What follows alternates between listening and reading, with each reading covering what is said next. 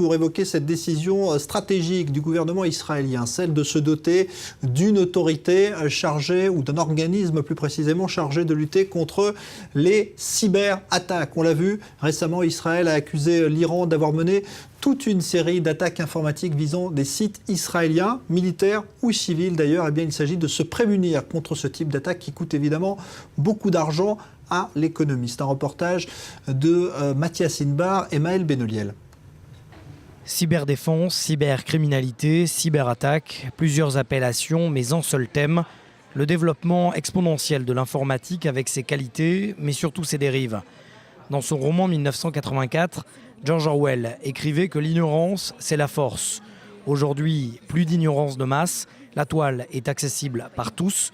Et dans cette autoroute de savoir que propose Internet, pas besoin de permis de conduire, pas de code de conduite non plus, la sécurité n'y est pas garantie.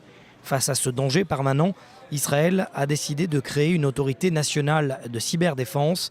Jusque-là, domaine réservé au Shabak, service de sécurité intérieure. Son objectif, coordonner précisément tous les services de renseignement en termes de lutte cybernétique.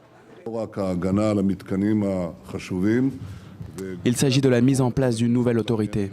Nous sommes dans un monde nouveau. Nous nous préparons avec de nouvelles forces.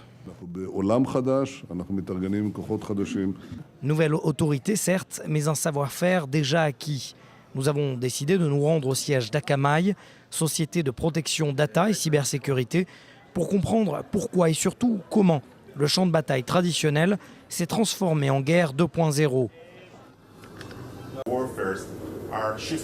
La guerre a changé d'apparence. Deux guerres entre soldats qui se battent les uns contre les autres en une zone différente. Un autre théâtre d'affrontement, la cybersécurité, joue le rôle central, une sorte de déclencheur de conflit. Nous avons par exemple la capacité à Akamai de contrôler 30% du trafic, ce qui nous offre une vue élargie de toutes les menaces en temps réel. Et pourtant, pendant l'opération Bordure Protectrice, des hackers chinois ont réussi à voler des documents classés défense sur le système d'hommes de fer. La création d'une nouvelle autorité de cyberdéfense, une première dans le monde, qui a donc été confrontée à des menaces concrètes. Le Premier ministre a cherché ici à coordonner plutôt que de centraliser toutes les informations et les menaces gérées par la communauté des renseignements en une seule autorité. Celle-ci sera en charge de gérer en temps réel les menaces, la protection et les analyses des futurs défis d'Israël. C'est donc ces analystes qui pourraient être recrutés par la nouvelle autorité de cyberdéfense israélienne. Ici, pas de blindés ni d'artillerie.